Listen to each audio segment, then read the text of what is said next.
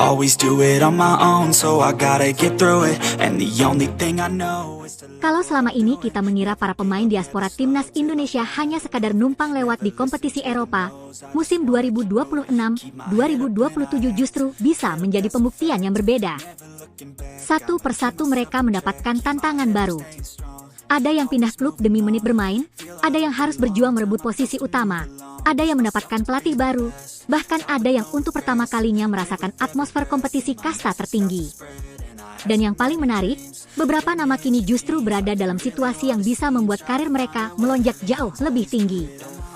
Sebelum kita bahas satu persatu, buat kalian yang selalu mengikuti perjuangan para pemain Garuda di Eropa, jangan lupa tekan tombol subscribe, nyalakan loncengnya, dan tulis di kolom komentar, Diaspora Garuda. Karena perjalanan mereka musim ini bakal sangat menarik untuk kita ikuti bersama. Musim baru telah dimulai, dan perhatian pertama tentu saja tertuju kepada Elkan Bagot. Setelah meninggalkan Ipswich Town secara permanen, Big El kini memulai petualangan baru bersama Millwall. Kepindahan ini tentu bukan sekadar pergantian seragam. Bagi Bagot, Millwall bisa menjadi tempat untuk mendapatkan kesempatan bermain yang lebih konsisten. Apalagi dirinya sudah mendapatkan kesempatan tampil dalam sejumlah pertandingan pramusim. Penampilan tersebut menjadi modal penting untuk meyakinkan sang pelatih bahwa dirinya layak mendapatkan menit bermain lebih banyak. Persaingan di lini belakang Millwall jelas tidak akan mudah. Bagot harus berhadapan dengan para bek yang sudah lebih dulu memahami sistem permainan klub. Namun keunggulan fisik, kemampuan duel udara, serta pengalaman bermain di level Inggris membuat Bagot memiliki modal yang cukup kuat. Menariknya, apabila Millwall menggunakan 3 bek, karakter Bagot justru bisa semakin berguna. Artinya, musim ini bukan hanya soal bagaimana Bagot mendapatkan tempat di starting 11. Lebih jauh lagi, ini adalah kesempatan baginya untuk membuktikan bahwa dirinya memang layak menjadi salah satu bek penting di sepak bola Inggris. Dan tentu saja, pertandingan-pertandingan besar akan menjadi panggung yang sangat menarik. Bayangkan jika suatu hari nanti kita melihat Elkan Bagot berdiri di jantung pertahanan Millwall ketika menghadapi lawan-lawan besar Inggris. Itu tentu menjadi pengalaman berharga untuk perkembangan sang pemain sekaligus timnas Indonesia. Berikutnya ada Ula Romeni. Striker timnas Indonesia ini juga memasuki fase baru dalam karirnya. Setelah sebelumnya memperkuat Oxford United, Ula kini melanjutkan perjalanan bersama Fortuna Sittard. Menariknya, Ula tidak datang hanya untuk menjadi pemain pelapis.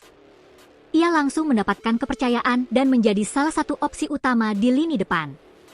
Bahkan dalam pertandingan pembuka melawan PSV, Ula mampu menunjukkan kualitasnya dengan mencetak gol.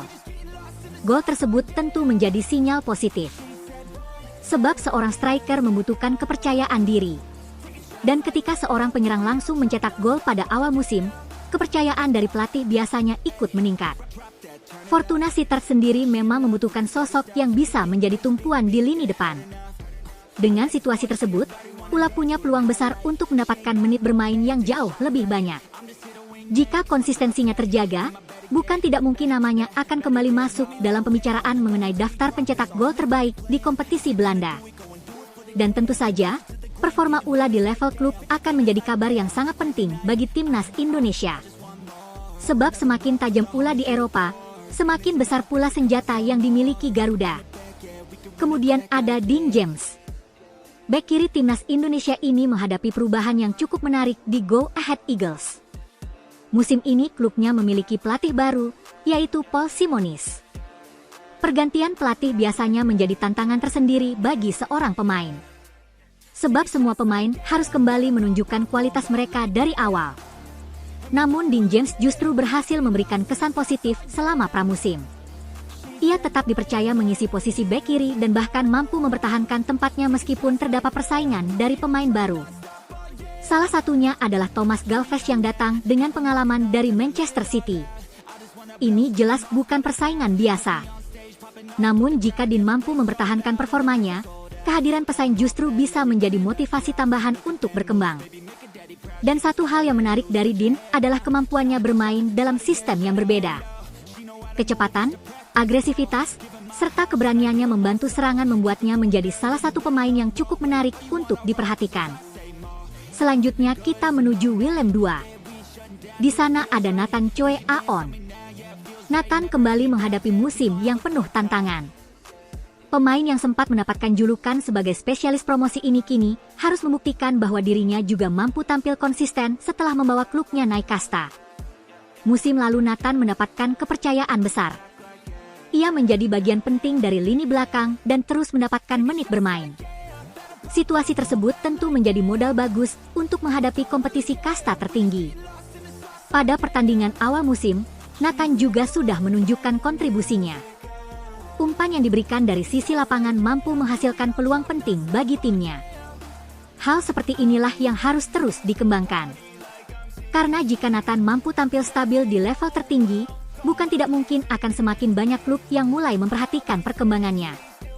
Dan jangan lupakan satu nama yang selalu menjadi perhatian ketika membicarakan penjaga gawang timnas Indonesia. Martin Paes. Musim baru membawa Paes ke dalam persaingan yang tidak kalah menarik. Paes sebelumnya sudah menunjukkan bahwa dirinya mampu tampil sebagai penyelamat dalam situasi-situasi penting. Namun kini persaingan di bawah Mistar menjadi semakin ketat setelah klub mendatangkan penjaga gawang berpengalaman. Artinya, Paes tidak boleh merasa aman. Ia harus terus menunjukkan kualitasnya setiap kali mendapatkan kesempatan. Namun satu hal yang membuat Paes tetap memiliki nilai besar adalah mental bertandingnya. Pengalaman menghadapi pertandingan penting, tekanan penalti, dan atmosfer pertandingan besar membuat Paes memiliki modal yang tidak semua kiper miliki. Karena itu, persaingan ini justru bisa menjadi bahan bakar bagi Paes untuk meningkatkan level permainannya. Sementara itu, dari Austria ada Adrian Wibowo. Pemain muda ini mendapatkan kesempatan menjalani petualangan baru bersama FC Wacker Innsbruck.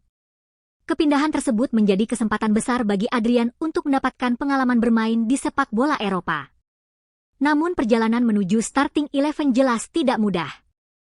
Persaingan di sektor sayap cukup ketat dan Adrian harus bersabar menunggu kesempatan. Tetapi jangan lupa, pemain muda memang membutuhkan proses. Tidak semua pemain langsung menjadi starter ketika bergabung dengan klub baru. Adaptasi terhadap lingkungan, sistem permainan, bahasa, fisik, hingga tuntutan pelatih membutuhkan waktu. Karena itu, jika Adrian mampu terus bekerja keras dan memanfaatkan setiap kesempatan, posisinya bisa berubah dalam waktu yang tidak terduga. Berikutnya ada Joey Pelupesi.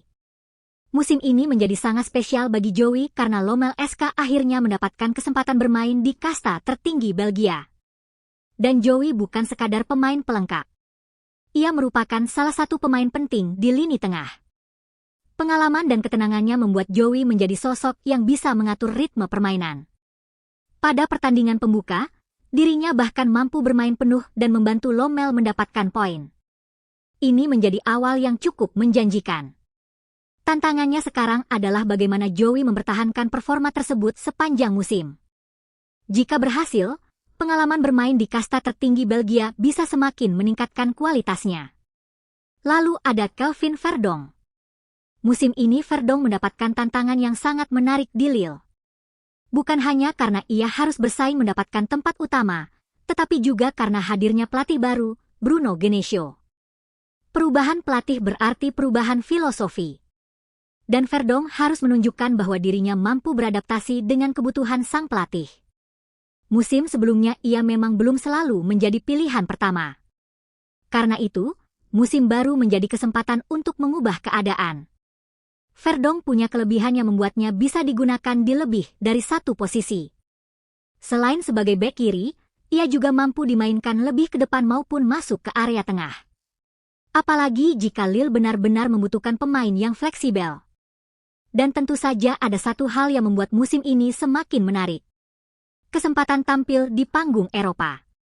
Bagi pemain timnas Indonesia, bermain di level tertinggi kompetisi klub Eropa tentu merupakan sebuah kebanggaan tersendiri. Kemudian kita sampai kepada Jai Itzes. Kapten timnas Indonesia ini juga memasuki fase baru. Rumor mengenai masa depannya terus bermunculan. Banyak klub dikabarkan tertarik dengan penampilan solidnya. Dan hal tersebut sebenarnya menunjukkan satu hal. Jai Itzes sudah mulai mendapatkan pengakuan lebih besar di sepak bola Eropa. Namun jika pada akhirnya ia tetap bertahan, tantangannya juga tidak akan mudah. partnernya di lini belakang telah pergi. Pelatih baru juga membawa filosofi yang berbeda. Alberto Aquilani memiliki kecenderungan menggunakan sistem 3 back. Bagi Jai, hal tersebut justru bisa menjadi kabar positif. Sebab skema 3 back bukan sesuatu yang asing baginya. Ia sudah terbiasa bermain sebagai salah satu back tengah dalam sistem tersebut, termasuk ketika memperkuat timnas Indonesia. Jika mampu menjadi pemimpin pertahanan dalam sistem baru, peran Jai bisa semakin besar. Bukan hanya sebagai back tengah, tetapi juga sebagai pemimpin yang mengorganisasi lini belakang. Dan jika performanya kembali konsisten, rumor transfer kemungkinan besar akan kembali bermunculan. Karena itu, musim 2026-2027 benar-benar menjadi musim yang menarik bagi diaspora Garuda. Elkan Bagot berusaha mendapatkan tempat penting di Inggris. Ula Romeni mencari konsistensi dan gol di Belanda. Dean James mempertahankan posisinya di Go Ahead Eagles. Nathan Choi Aon mencoba membuktikan diri di kasta tertinggi. Martin Paes menghadapi persaingan baru di bawah Mistar. Adrian Wibowo mencari kesempatan di Austria. Joey Plupesi membawa pengalaman ke kasta tertinggi Belgia. Kelvin Verdonk berusaha meyakinkan pelatih baru di Lille. Dan Jai Idzes menghadapi tantangan baru bersama klubnya. Mereka semua memiliki cerita masing-masing. Ada yang sudah menjadi pilihan utama. Ada yang masih harus berjuang. Ada yang baru memulai perjalanan. Tetapi semuanya memiliki satu tujuan yang sama. Menjadi pemain yang lebih baik. Sebab pada akhirnya, keberhasilan mereka di Eropa bukan hanya menjadi kebanggaan pribadi. Setiap menit bermain, setiap duel, setiap gol, setiap assist, bahkan setiap kegagalan yang mereka alami akan menjadi bagian dari proses untuk membuat timnas Indonesia semakin kuat. Kita tentu berharap musim ini menjadi musim terbaik bagi para diaspora Garuda. Bukan hanya bertahan di Eropa, tetapi benar-benar berkembang, mendapatkan menit bermain, mencetak gol, memenangkan pertandingan, dan membuat nama Indonesia semakin dikenal. Karena ketika mereka bersinar di Eropa, nama Garuda juga ikut terangkat. Dan sekarang pertanyaannya untuk kalian. Dari semua diaspora timnas Indonesia tersebut, siapa yang paling kalian yakini bakal membuat kejutan terbesar di musim 2026-2027? Tulis nama pemain pilihan kalian di kolom komentar. Jangan lupa like jika kalian ingin melihat lebih banyak kabar perjuangan pemain timnas Indonesia di Eropa, subscribe untuk terus mengikuti perkembangan terbaru Garuda, dan nyalakan loncengnya agar tidak ketinggalan cerita berikutnya. Karena perjalanan musim baru saja dimulai. Dan bisa jadi, salah satu dari mereka akan menciptakan kejutan besar yang tidak pernah kita bayangkan sebelumnya.